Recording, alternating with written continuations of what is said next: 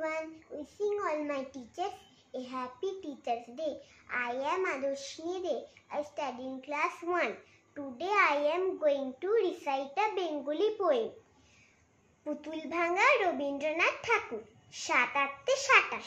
আমি বলেছিলাম বলে গুরুমশাই আমার পড়ে উঠল রাগে জ্বলে। মাগো এবার ৫ পয়সা, এবার রথের দিনে সেই যে রঙিন পুতুলখানি আপনি দিলে কিনে। খাতার নিচে ছিল ঢাকা, দেখালে এক ছিলে। গুরুমশাই রেগে মেগে ভেঙে দিলেন ফেলে। বললেন তো দিন রাত্রি কেবল যাতে খেলা, একটু তোর মন বসে না পড়াশোনার বেলা। মাগো আমি জানাই কাকে, ওর কি গুরু আছে? আমি যদি নালিশ করি একখানি তার কাছে। কোন রকম খেলার পুতুল নেই কি মা ওর ঘরে? সত্যি কি ওর একটু মন নেই পুতুলের পরে?